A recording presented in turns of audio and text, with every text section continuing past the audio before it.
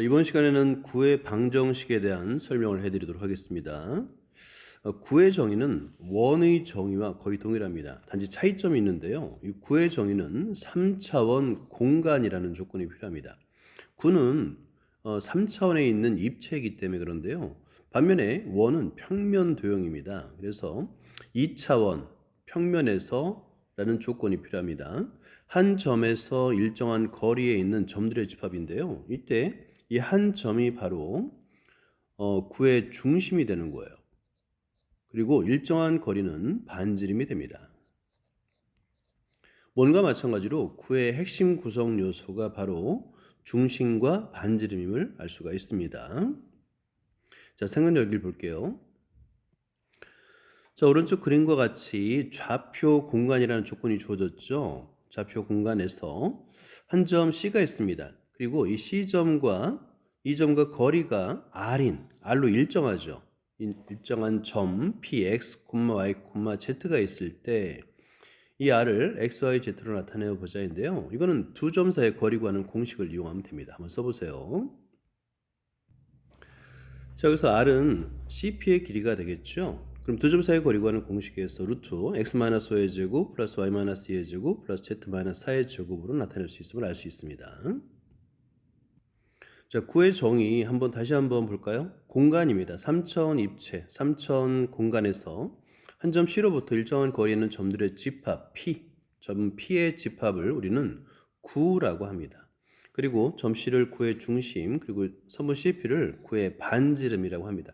이거를 좌표 공간에 나타내면 구의 방정식을 구할 수가 있는 건데요.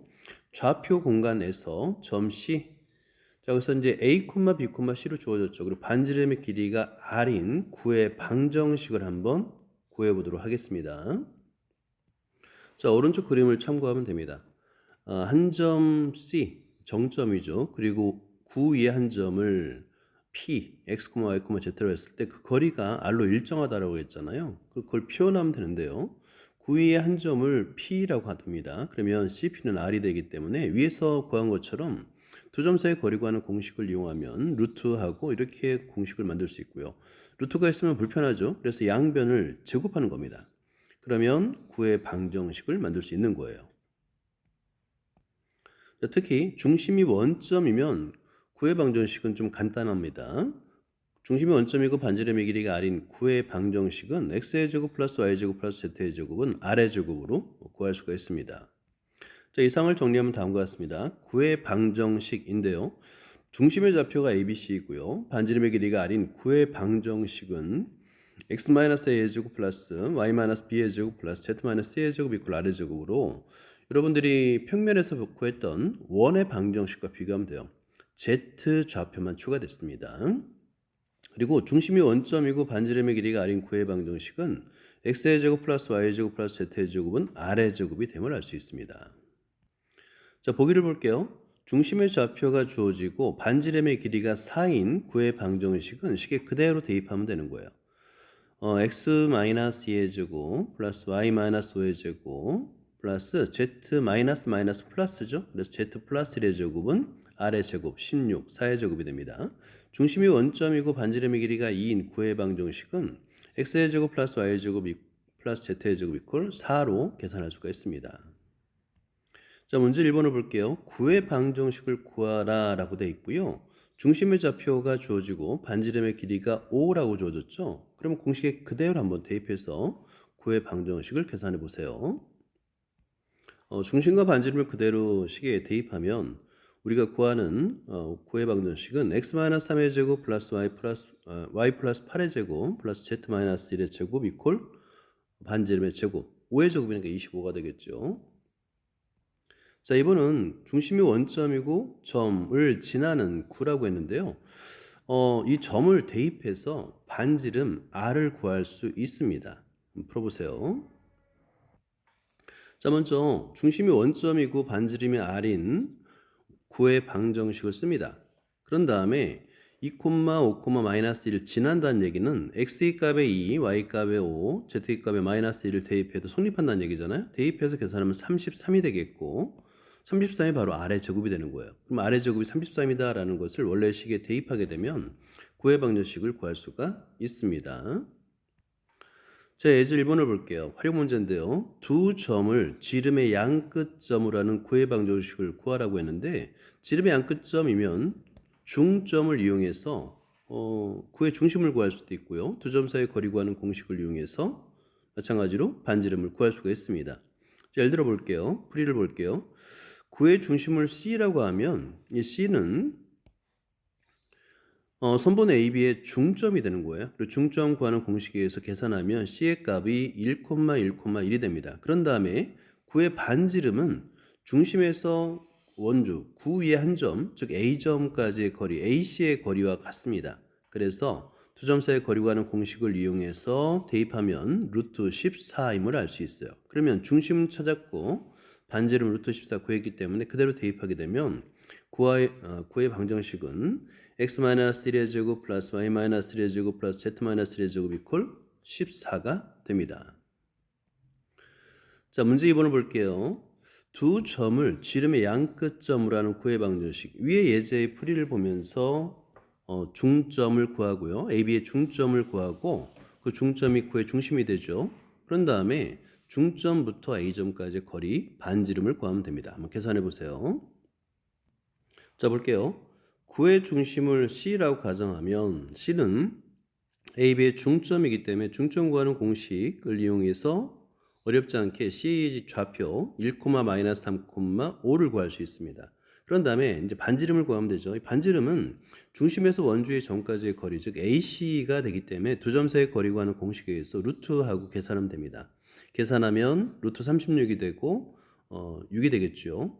그러면 중심과 반지름을 구했기 때문에 그대로 쉽게 대입하면 구의 방정식은 x-3의 제곱 플러스 y 플러스 3의 제곱 플러스 z-5의 제곱 이퀄 36이 됨을 알 수가 있습니다. 자, 다음은 2차 방정식. 2차 방정식 x의 제곱 플러스 y의 제곱 플러스 z의 제곱 플러스 ax 플러스 by 플러스 cz 플러스 d 이퀄 0이 나타내는 도형인데요. 이거는 우리가 방금 전에 구했던 구의 방정식의 일반형이라 불러요. 자, 한번 써볼까요? 구의 방정식도 표준형이 있고 일반형이 있어요. 그러면 여기서 만약에 일반형을 이제 우리가 주어졌을 때 구를 그리려면 중심과 반지름을 찾아야 되잖아요. 그래서 표준형으로 바꾸는 겁니다. 자, 그래서 이 구의 방정식이 주어지면 이걸 전개했을 때 나타나는 식이 바로 일반형이고요. 그래서 이렇게 정리할 수 있습니다. 반대로 일반형을 이용해서 이제 중심과 반지름을 구할 수도 있어요. 그때는 표준형으로 바꿉니다. 그 표준형으로 바꾸는 과정은 아래와 같습니다. 일반형으로 주어진 꼴을 완전 제곱식 꼴로 바꾸면 그걸 표준형이라는데, 표준형이라는 건 뭐냐면 도형의 핵심 구성 요소를 이제 핵심 구성 요소가 드러나도록 만든 꼴을 나타내는 거예요. 자, 그러면 중심의 좌표가 마이너스 2분의 a, 마이너스 2분의 b, 마이너스 2분의 c고 반지름의 제곱이 4분의 a제곱 플러스 b제곱 플러스 c제곱 마이너스 4d임을 알 수 있잖아요. 중심의 좌표와 반지름의 길이를 표준형으로 바꿔서 계산할 수 있어요. 이때 중요한 게 여기서 문자에서는 반지름의 제곱, 아래 제곱은 양수여야 됩니다. 그래야지 구가 되겠죠. 자, 예제문을 볼게요. 일반형으로 주어졌습니다. 어떤 도형이냐인데 표준형으로 한번 바꿔보세요. 그러면 x에 관한 식, y에 관한 식, z에 관한 식으로 바꾼 다음에 완전 제곱식으로 표현하면 표준형이 되는데, 이 표준형을 통해서 중심의 좌표가 1, 마이너스 5,3이 되겠고 반지름의 길이가 4루트인 9임을 알 수가 있는 겁니다. 자, 문제 3번. 9의 중심의 좌표와 반지름의 길이를 구하라고 그랬죠. 이건 표준형으로 바꾸란 얘기예요. 그러니까 핵심 구성 요소인 9의 중심의 좌표와 반지름의 길이를 안다는 것은 표준형, 즉 완전 제곱식의 합꼴로 나타내라는 얘기입니다. 한번 계산해 보세요. 자, 완전 제곱식으로 만드는 연습은 정말 중요합니다. 고등학교 1학년 수학에서의 핵심인데요. 예를 들어서 x의 제곱 플러스 2xa꼴로 나타내야 돼요. 자, 그렇게 되면 어떤 관계가 있냐면 이들 사이에서는 2는 무조건 나와야 되겠고, 완전 제곱식을 만들기 위해서는 2가 무조건 나와야 되겠고, 앞에 있는 x의 제곱이 두 번째, 그 다음에 a가 나왔을 때 세 번째에 a의 제곱이 와야 됩니다. 플러스 a의 제곱꼴, 이런 꼴로 나왔을 때 x 플러스 또는 마이너스 a의 제곱이 됨을 알 수 있는 거예요. 이걸 외워야 됩니다. 자, 그러면 이 공식을 이용해서 완전 제곱식을 만들어 보세요. 자, 1번을 볼게요. 완전 제곱식을 만들기 위해서 먼저 x의 항, y의 항, z의 항으로 분류를 해줍니다. 그런 다음에 먼저 x의 항부터 볼까요? x의 제곱하고 2x 나왔네요. 그죠? 그러면 곱하기 2를 하면 2x가 되니까 뒤에는 1의 제곱이 와야 되는데요. 그냥 써주면 안 돼서 다시 빼주는 겁니다. 1의 제곱을. 이런 식으로 하는 거예요. y의 제곱은 1차항이 없기 때문에 그대로 통과. z항들 볼까요? 6z인데요. 6z를 그냥 쓰면 안 돼요. 6대를 그냥 쓰지 말고 2z로 쓰는 거예요. 그런 다음에 2z에다가 3을 곱하면 6z가 되죠. 그러면 뒤에 플러스 3의 제곱이 필요합니다. 근데 그냥 더해주면 안 되니까 다시 빼주는 거예요. 3의 제곱. 이런 식으로 연습을 하는 거예요. 자, 그러면 여기서 앞에 있는 3개 항까지가 완전 제곱식이 되는 겁니다. 완전 제곱식이 되고 마이너스 1의 제곱과 마이너스 3의 제곱은 우변으로 이항하는 거예요. 그렇게 계산을 하게 되면 정리를 한번 해보세요. 자, 그러면 완전 제곱식으로 만들고요. 상수항 우변으로 이항하죠. 그러면 9의 방정식을 완성할 수 있고 표준항에서 중심을 잡힌 1, 0, 마이너스 3이고요. 반지름은 루트 6이 됨을 알 수 있습니다. 자, 2번을 볼게요. 마찬가지예요. x의 제곱, x 한 끼리, 그 다음에 y 한 끼리, 그 다음에 z 한 끼리. 자, 교환 법칙을 이용해서 묶어주고 완전 제곱식으로 바꿔줘 보세요. 자, 이렇게 교환 법칙을 이용해서 x항, y항, z항을 묶어주고 교환 법칙을 해주고요. 플러스 5는 우변으로 이항합니다. 마이너스 5가 되겠죠. 자, 그런 다음에 여기서 x양부터 보면 4x인데 이걸 4x로 쓰지 말고 x의 제곱. 자, 이걸 한번 아래다 한번 써볼게요. 자, 그러면 x의 제곱하고 플러스 2x 이렇게 쓰는 거예요. 그 다음에 2x에다가 2를 곱하면 4가 됨을 알 수 있고요. 그러면 뒤에는 완전 제곱식이 되기 위해서 2의 제곱이 필요함을 알 수 있어요. 근데 갑자기 더해주면 안 되니까 다시 빼주는 겁니다.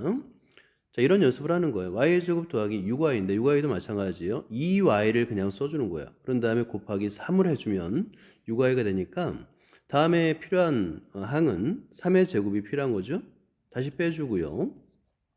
z 제곱도 마찬가지예요. 마이너스 2z 하고 2를 곱해주면 2z가 되니까 그대로 플러스 1의 제곱 마이너스 1의 제곱 j 이퀄 마이너스 5의 제곱. 이런 연습을 하는 겁니다. 자, 그런 다음에 이렇게 정리를 하면 앞에 있는 3개 항이 완전 제곱식이 되고요. 나머지 뺄셈은 우변으로 이항해서 계산해 주면 되는 거예요. 한번 해보세요. 자, 그럼 표준형으로 바꿀 수 있고요. 이 표준형의 중심의 좌표는 마이너스 2, 마이너스 3, 1이 되겠고 반지름은 3이 됨을 알 수 있습니다.